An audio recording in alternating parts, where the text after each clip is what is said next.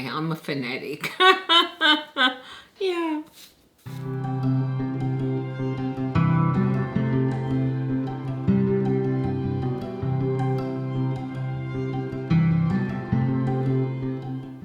G'day my lovelies, welcome back to my channel. Today I am going to talk about Reaper's Gale, the 7th book in Malazan the Book of the Fallen series by Steven Erikson. Yeah, I only have 3 to go and I have to admit I just want to get to the end now because it is starting to all come together. All of the previous books are starting to converge, and I know that's a word often used for this series, but it's true. I'm starting to see the overall picture. What that is, however, I am still uncertain about, but that's okay. I did want to mention that I did get my broken binding Malazan books finally. I thought I was going to be the last person. Being in Australia, it seems we always get things last, but I don't care. They're absolutely gorgeous. The other thing I wanted to mention is that I actually held a live on my channel with several other wonderful people discussing Deadhouse Gates. And you can expect to see more lives in the future. If I can, I actually would like to do a live on each of the books. That's my aim. Whether it's possible or not is another question, but hopefully yes. Okay, so let's move on to the book itself, Reaper's Gale.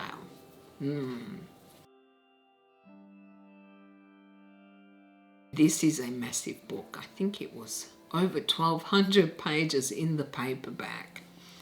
So there's a lot to talk about, but of course, as usual, I'm going to concentrate on those things that were significant to me, that I want to talk about, knowing full well that it's just not possible to cover everything that happens in the book. So we start off back in, I can't remember what this continent is called. I don't even know if it has a name, where the Letherii and the Eda are. And we see what has happened to the capital of Letheris now that Rulard is emperor, having conquered the Letherii. Well, he may have, but the Letherii lifestyle, way of life, philosophy has actually, it seems, conquered the Eda. Very early on in book 1 of Reaper's Gale, we find out that there is a secret police that has been set up, the Patriotists. I just love the irony of that name. And it is run by a Letherii. Caris, I think, Invictat. His second in command is Tanel. I think it is Tanel Yathvana. Honestly, these names are really hard to remember, so I'm often going to be referring to my phone, I think, or my notes. What I found really interesting is that the Eda apparently conquered the Letherii, and yet the head of the police is a Letherii, not an Eda. I thought that explained very quickly what the politics are in Letheris, that perhaps Rulard is emperor in name only, that it is the Letherii who are running the show. And I found that quite sad actually, because until Rulard became emperor, the Eda always seemed to me as quite honourable. Perhaps Scabandari wasn't, but the Eda themselves seemed to behave in a very honourable way, though they did keep slaves, which I think also says something about their culture. Nevertheless, I found them almost unrecognisable in Reaper's Gale. Most of them, not all, but most seem to have just, taken to the Letherii lifestyle and made it their own. seeming to have forgotten their own customs, their own beliefs, their own culture in favour of the Letharii.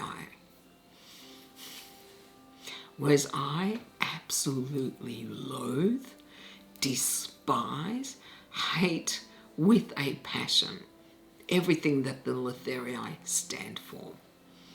I cannot abide them whatsoever.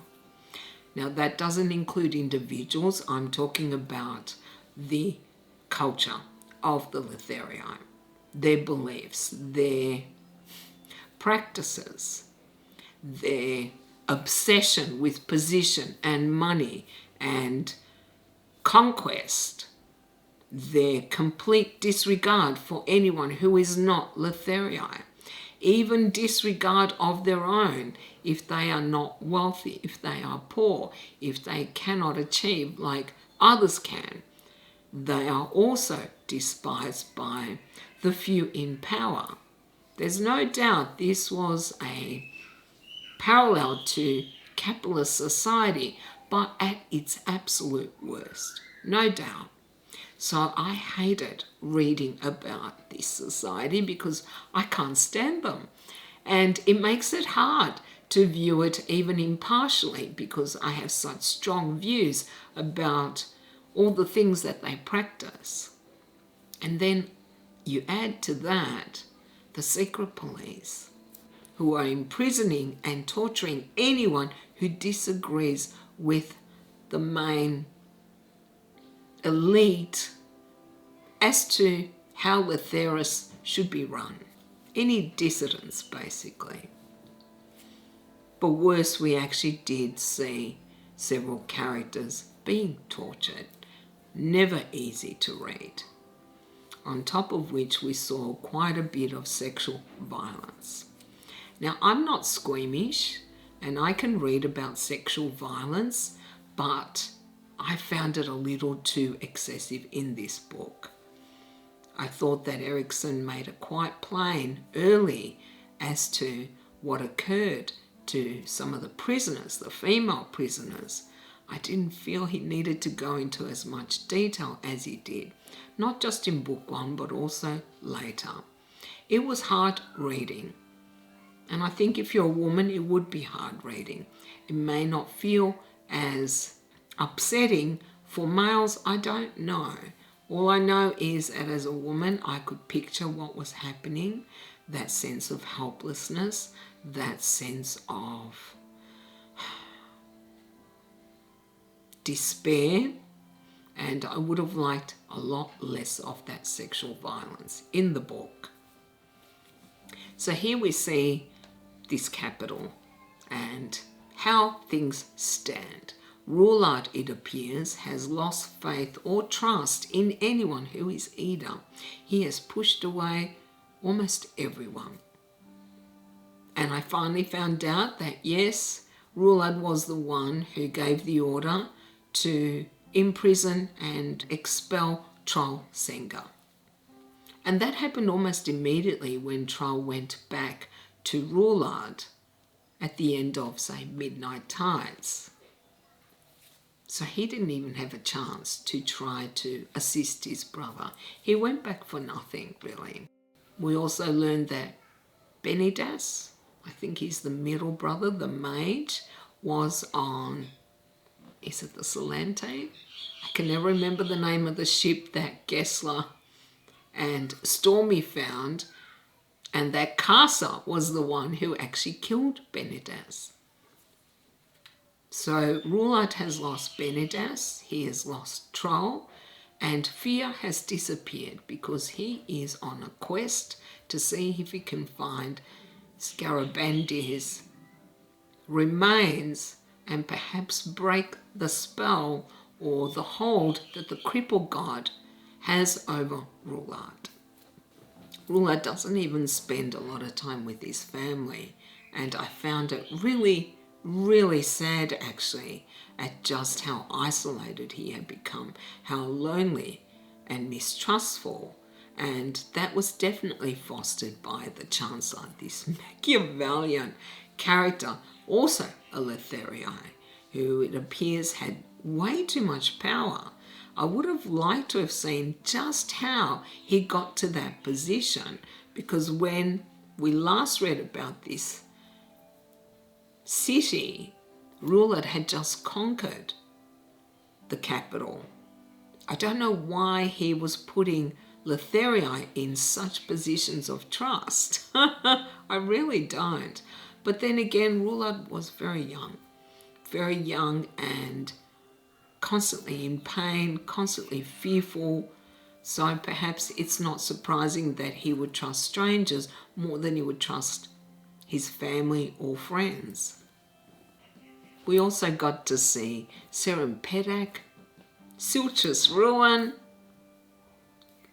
Kettle, Udinas, Fear, travelling together, the most disparate group who seemed to hate each other, or at the very least just tolerate each other.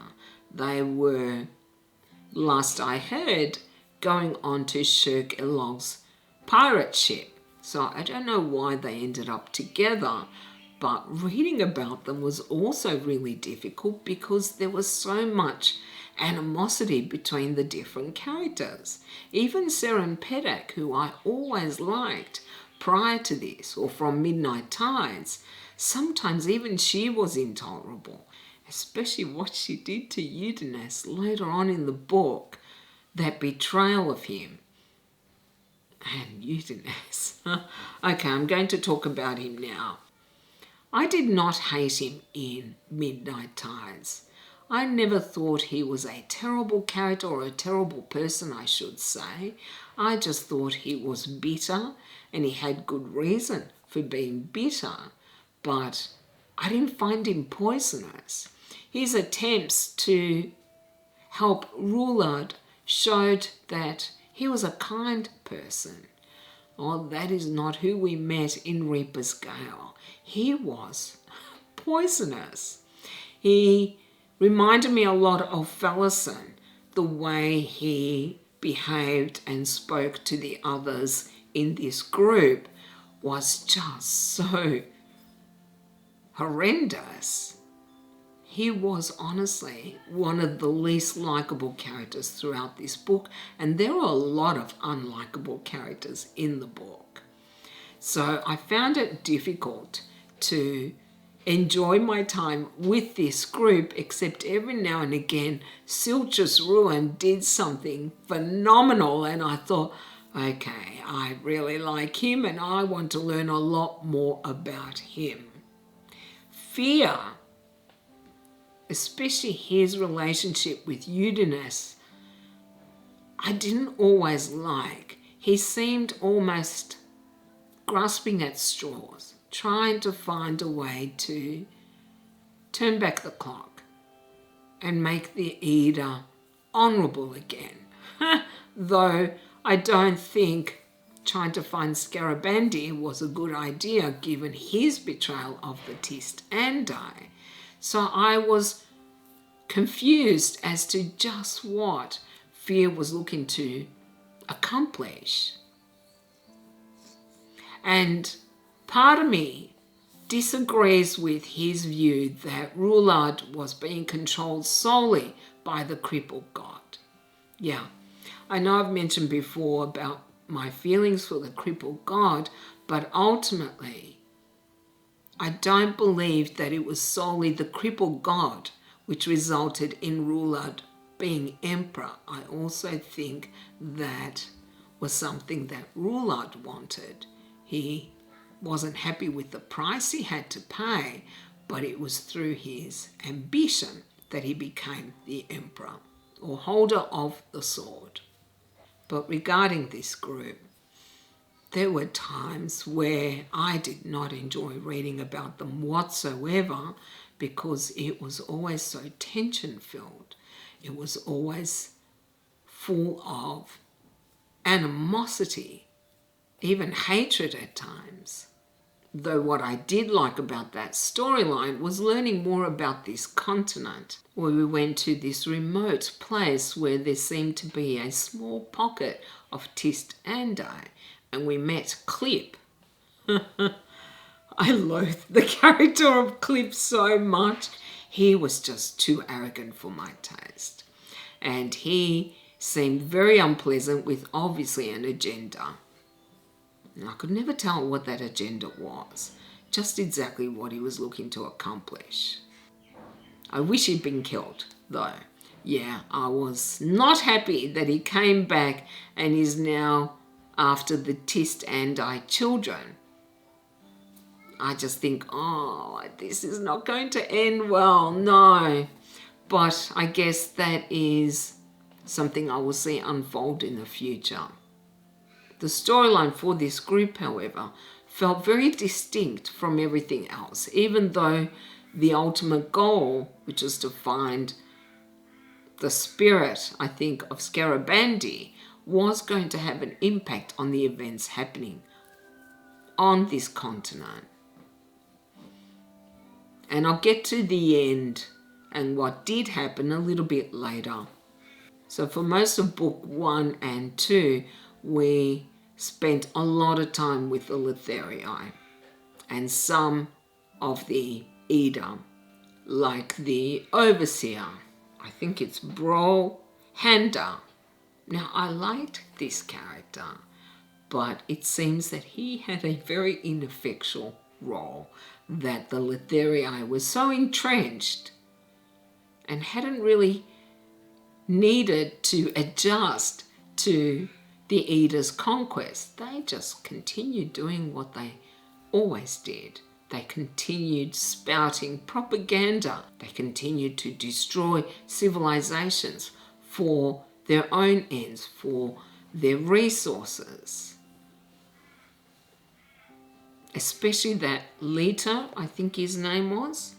I cannot remember his name. Lita Anict. Oh, we did not spend a lot of time with this character, but I loathed him. He was all out for himself, for the accumulation of wealth at the cost of everyone else. And they were just, I think, an illustration of the Letherii's expansionist policies.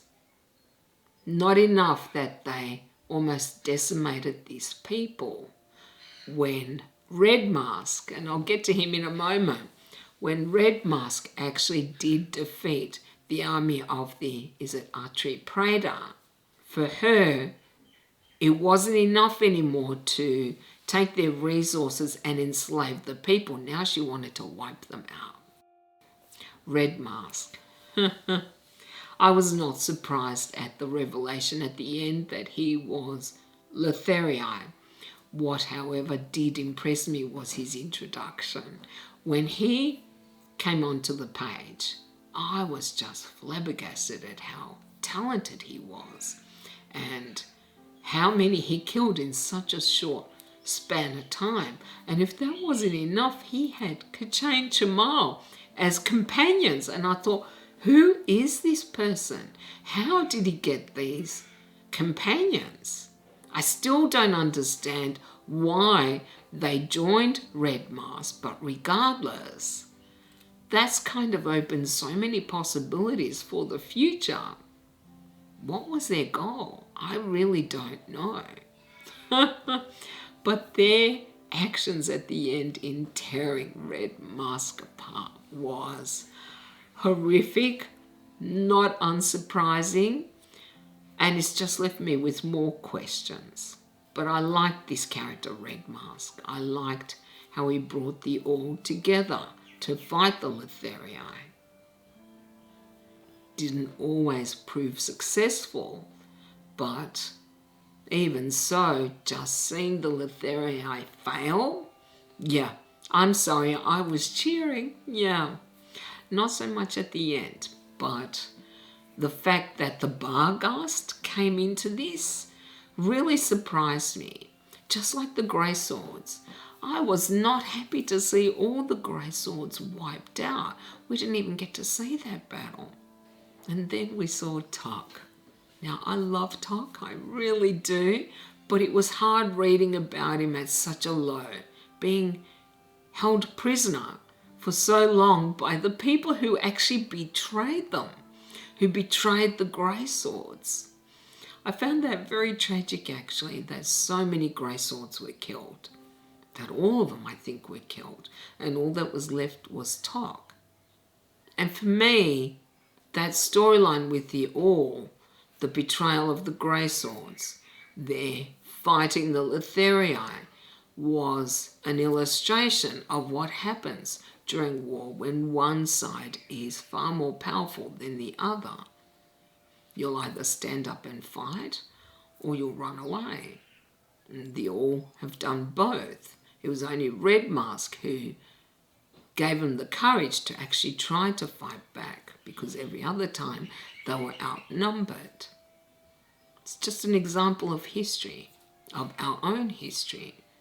Cultures have done that before for self-preservation. It's not surprising, though, their betrayal of the Grey Swords, I couldn't understand. They paid them to do this and then they ran off instead of helping the Grey Swords fight where they might have succeeded. Yeah. Anyway, so that storyline I really loved, but what happened to Tok? Oh. This is a man who was betrayed, whose soldiers were all killed because of the All, who was also imprisoned for so long, and yet he still fought to protect their children. That just spoke to his character, his honour, his integrity. But I was heartbroken when he died, because he didn't just die. They also actually maimed him, maimed his dead body. I found that heartbreaking, actually. And then Tor, Tor, who we haven't seen in such a long time.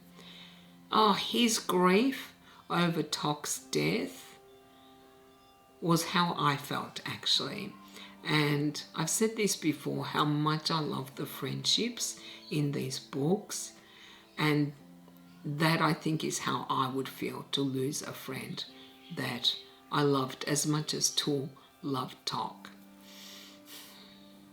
I just found it heartbreaking that Tor didn't get to see Tok before he was killed. But I'm not sure if I loved the introduction of the Barghast to this conflict. I can understand why Tor went, but to start a war with another culture because the Grey Swords were wiped out, I can understand that, but that seems to me to be vengeance, not actually justice. The Letherii had a lot of enemies in this book, deservedly so. They really did. Okay, we also, of course, saw Casa and Icarium, both coming to Letheris to fight the Emperor. Now, I do love Casa, but sometimes his arrogance just annoyed me so much. And then he would do something or say something and I'd love him again. He is so supremely confident that nothing can beat him. Perhaps he deserves that confidence. I don't know. Regardless, I did love his conversations with Samadev because she was that much needed voice of reason. And I think he needs that foil because he's far too confident at times, arrogant, but I understand why she is still with Casa.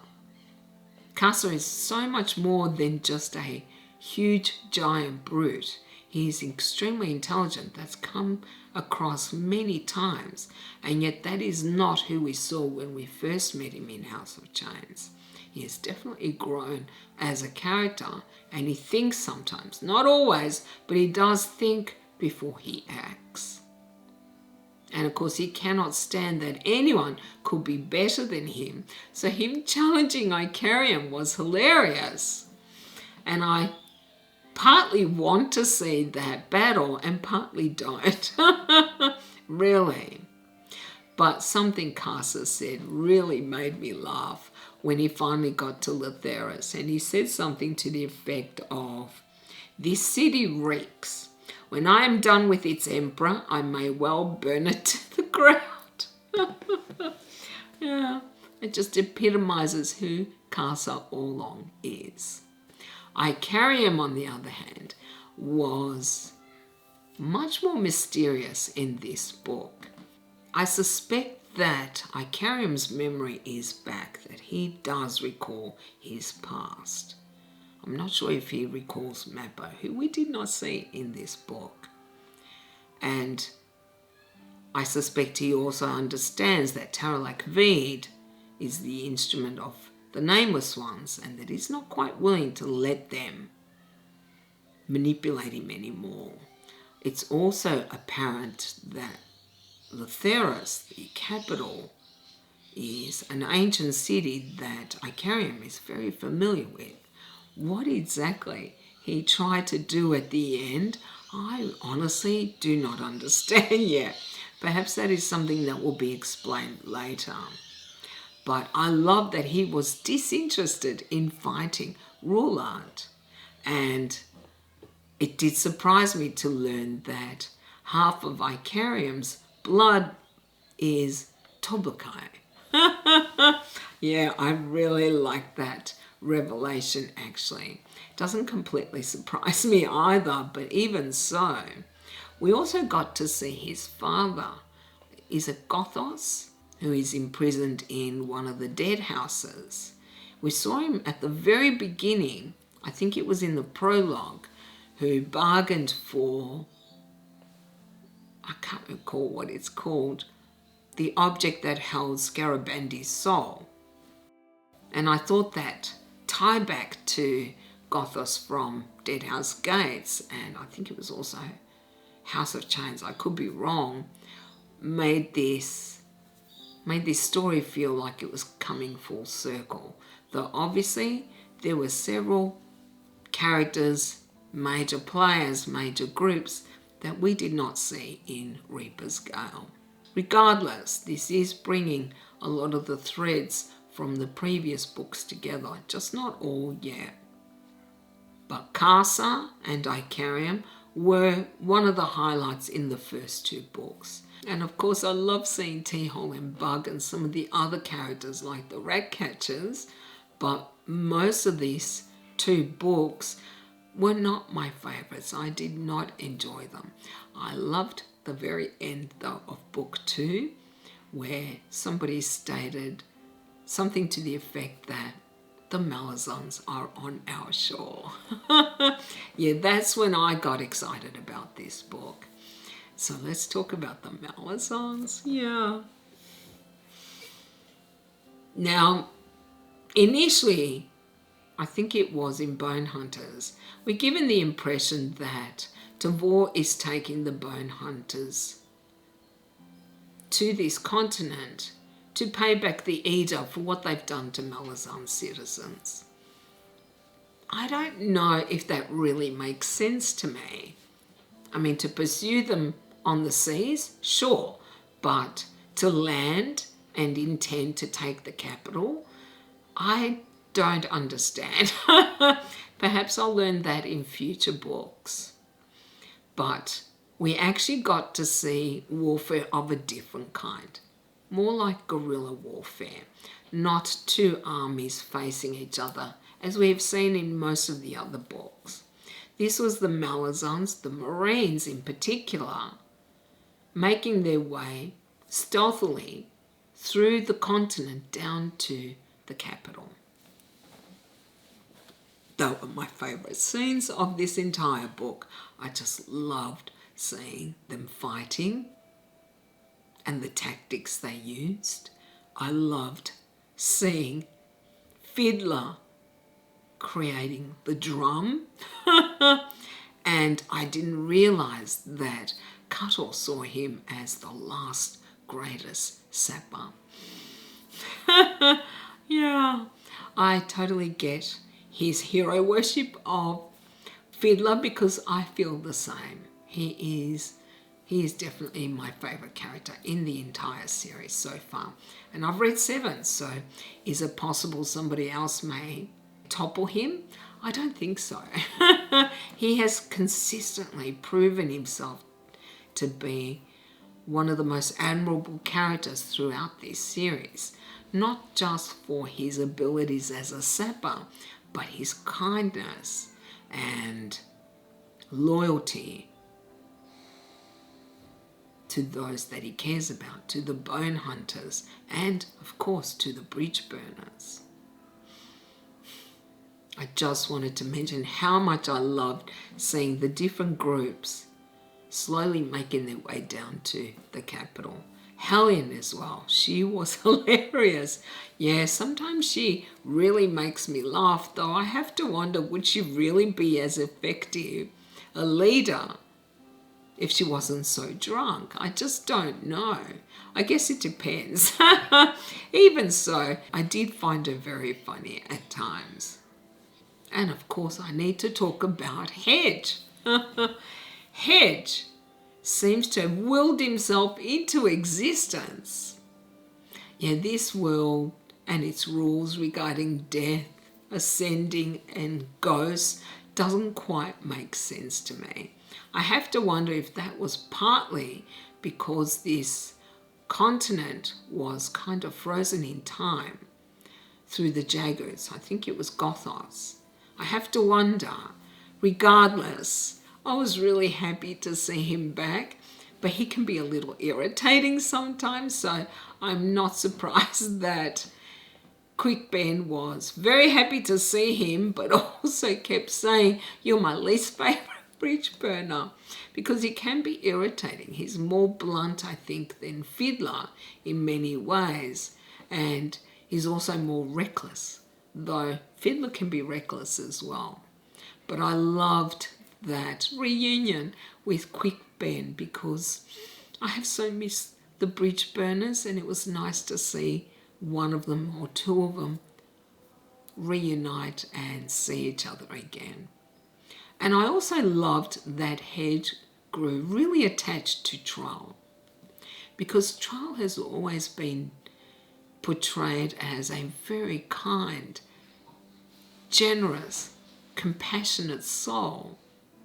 So I can understand why he loved him and was so grief-stricken at the end, which really did surprise me. I didn't expect Troll to be the one who was killed. I know I'm jumping all over the place, but as I'm talking, I'm recalling the most emotional scenes in the book, like Troll's reunion also with Serempedak. I loved that, and yet he actually had to watch his brother Fear being killed. That whole conflict between Silchus Ruin and his party, and Troll and Onrak and Quick Ben, etc., that was quite heartbreaking at times, though I loved, boy did I love that Quick Ben and Hedge brought down those 3 goddamn sisters. I loved that, and I loved that they underestimated them. Yeah, they deserved everything they got. They were just vicious and had no qualms about betraying each other. Sisters as well. And sure, one of them had very good reason because she had been in prison for so long. I don't care. What they did to each other was deserved, and I'm glad that we got rid of them. Though it was tragic that Fear didn't get a chance to speak to Troll. Yeah. And Onrak discovering his lost love. Yeah. I was surprised at that happy ending. I don't know how long it's going to last, but I'm glad to see that we can have some happy endings in this series. But Silja's ruin, sacrificing Kettle for the dead house, that did surprise me. I did not expect that at all. And I found it really sad because she was just a young girl who'd hardly lived, and all of a sudden her life was snatched away from her. I suspect that's not going to be the end of her either, but it's interesting that Silja felt this debt to the dead house. Now, are dead houses actually aware? I still have a lot of questions about them. I just thought they were an entity, but is it a thinking one? It must be, obviously. We haven't seen a consciousness, but clearly they can communicate with some of their prisoners. So, yeah, I'd like a little bit more information about the dead houses, please, because it baffles me just how they work. Now, I have to mention what happened to Beak and the Malazans, who were so outnumbered and surrounded by the Letherii, those treacherous bastards, and the Eater, and Beak sacrificing himself for his friends. It was the most emotional scene for me in this book. That and what Fiddler did. When the Eater realised that the Letherii were going to unleash this magic on them as well, and throwing away their weapons and kneeling beside this dome of light. I swear when Fiddler walked out of the dome and then waved them to go in to save them, I thought my heart would burst for this character.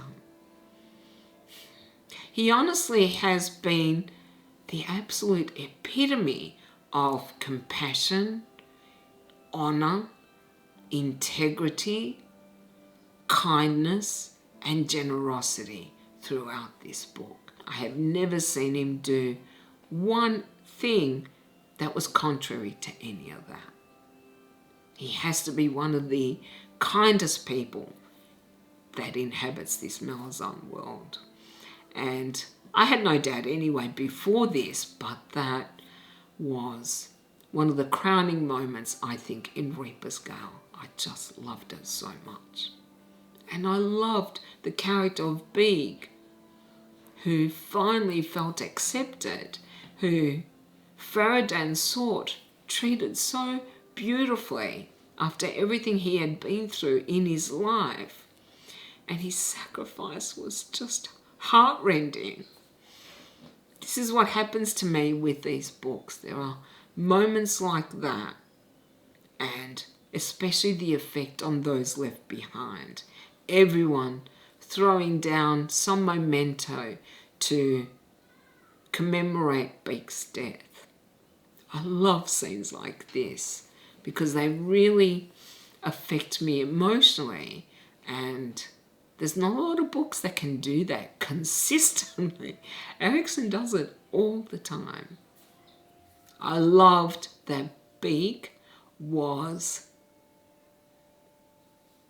escorted by Hood himself for what he did for the Bone Hunters. I absolutely loved it. I loved seeing the connection between the Bone Hunters just growing stronger and stronger.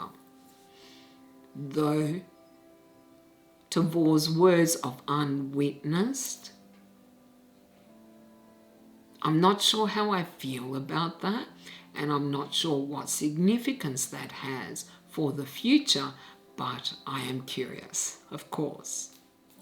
So I guess I should move on now to the end. Ikarim, of course, has no interest in attacking Rulad. Rulad is just killing one person after another. I don't know what satisfaction that would give him. And then he faces Kasa, who doesn't even lift his sword. Wow, Kasa's tactics were brilliant, I thought, with Rulad. He let him tire himself out. He then allowed Rulad to skewer his leg, and then Rulad lost contact with the sword, and so he dies. I found that death quite anticlimactic and yet very powerful for it. Much more than if Rulad and Kaza had been hacking away at each other. I think it was extremely sad because Rulad was a character who had suffered, I think, more than anyone else in this series. So I'm glad that his life is over, that his suffering is over, because he showed at times more compassion even than some of his other Eda, like his father, imprisoning their relations, these Eda that were found on Malazan soil, who were treated so appallingly. Rulad cared more about them than his father did. Punishing them for what? For existing, basically. Though this family, there's no one left. This entire family has been wiped out. I just realized that as I'm talking. Rulad's parents are dead. Rulad is dead. Benidas, Troll, and Fia. There's no one left. That is just heartbreaking, actually. This family, which was in many ways very united, except perhaps for Rulad, was utterly destroyed. And not just their family, but so many other Eda. I loved that the Eda army that were led into the dome decided, no, we're going back to our old life. We do not want the life that the Letherii have seduced us with. So hopefully some of them can retain that honour that they had in the past. Hopefully. I should also mention Bruth and Tenor. He was a wonderful character. Him I really admired. Though why he did not kill the Chancellor when he had him there after the consort had been taken away. Why he didn't kill him, I still do not understand. And I think it was a major misstep on his part. Perhaps there would have been some political fallback. It doesn't matter. He should have killed him, because that Chancellor was one of the most horrendous characters as well. I mean, he abused children. I'm sorry, but he did. I don't care that he is all after Letherii supremacy, even in the face of this supposed conquest. His actions were all about power. That's really the impression I got. Him and Invictad were very alike in that way. Though I think the Chancellor was a lot more effective in his role than Invictad. Invictad and Tanel, I think, they both seemed like losers who knew they were losers, so of course they gave themselves heirs that they didn't deserve, and then they were given positions of power, which unfortunately does happen in real life. They were given so much power that of course they abused it. I found it so telling when Janeth, or Yaneth, I don't know how to pronounce her name, said that Invictad had failed at university. That pretty much explained his hatred for anyone who might be smarter than him, and why he beat the crap out of T-Hole, who didn't deserve her.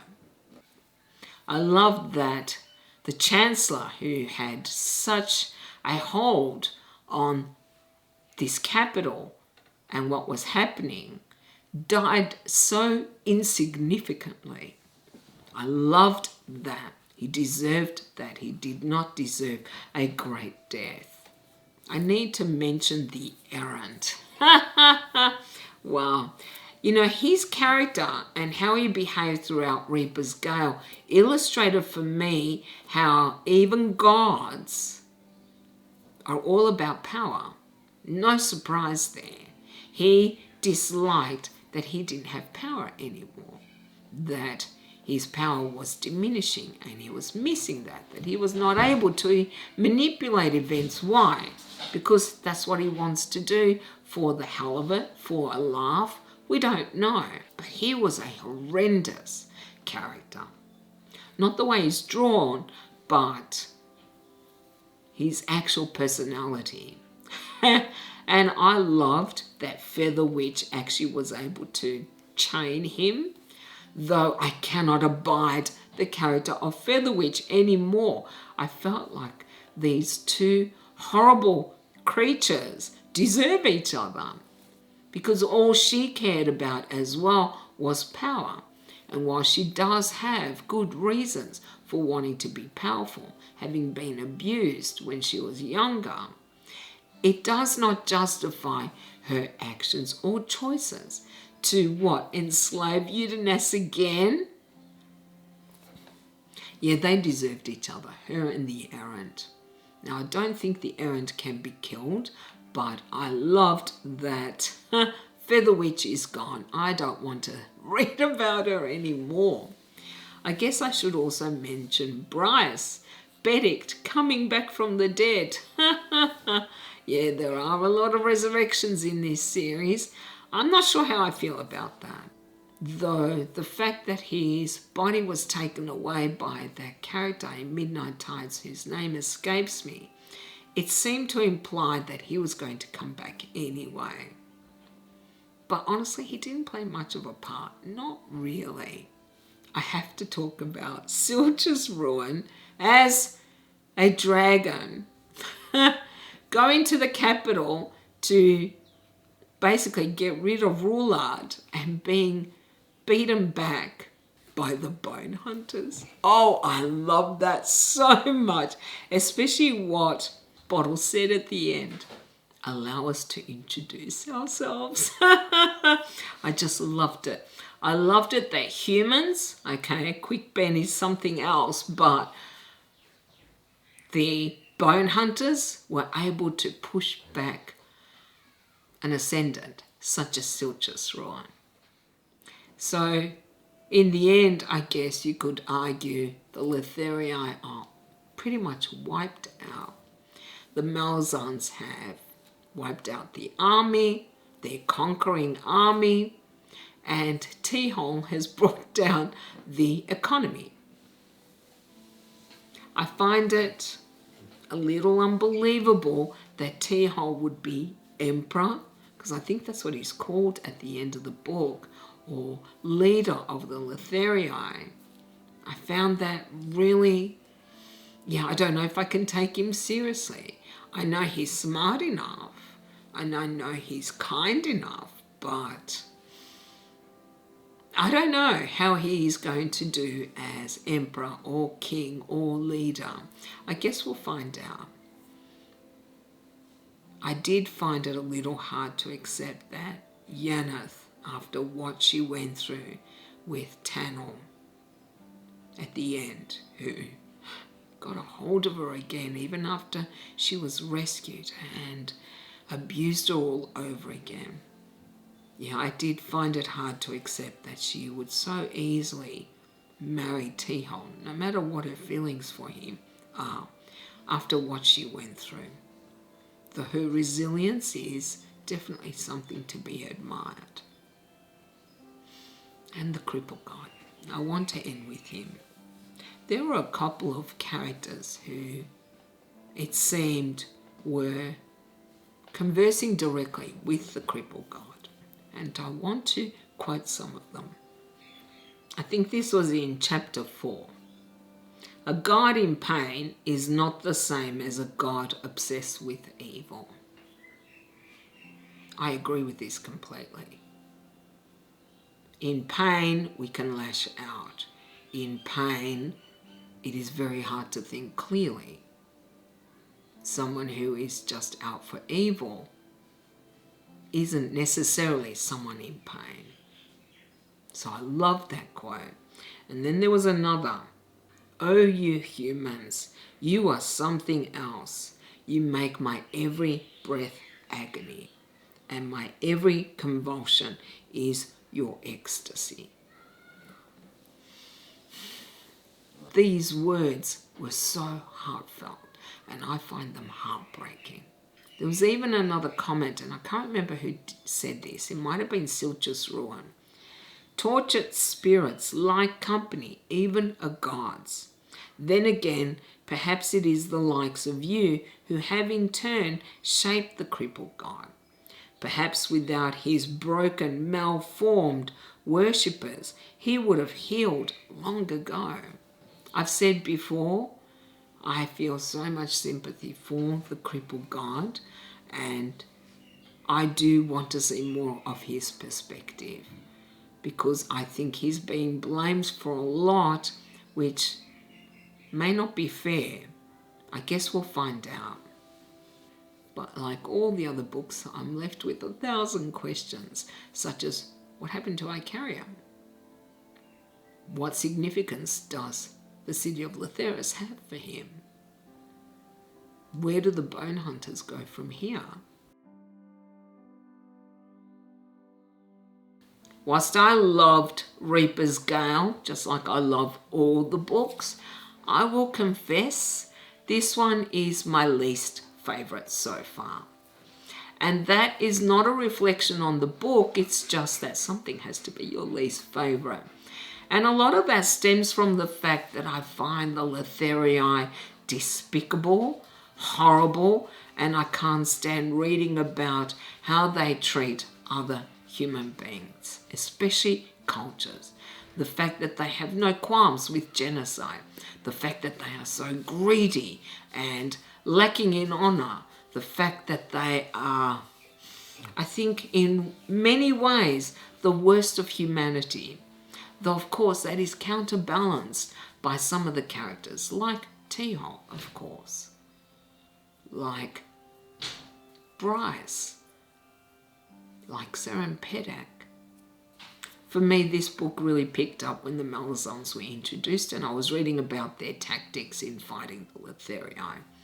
And there's no doubt there are some extremely memorable and moving moments, like with Fiddler and with Beak, that really made me emotional.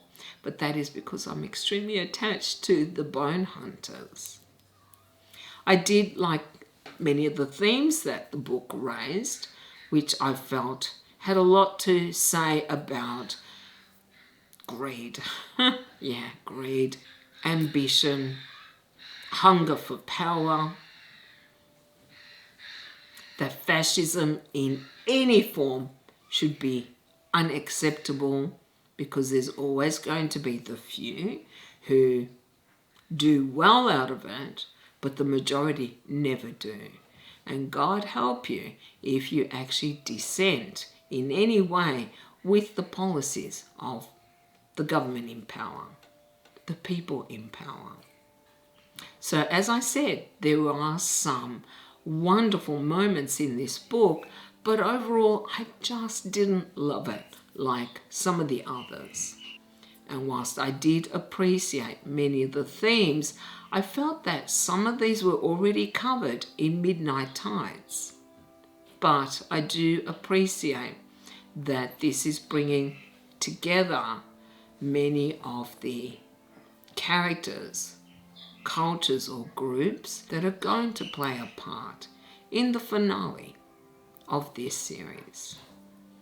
And we are still to see a few major characters. Well, that is all I have for you guys today. Now, of course, I want to hear your thoughts on Reaper's Gale. Did you love it? Did you hate it? What did you like about it? What did you dislike about it? Did I get something wrong? I probably did. But you know, I love discussing these books with you. And you can let me know down in the comments. Well, thank you all very much for watching. I really do appreciate all of you. I hope you all have a beautiful day, and I'll see you next time. Bye.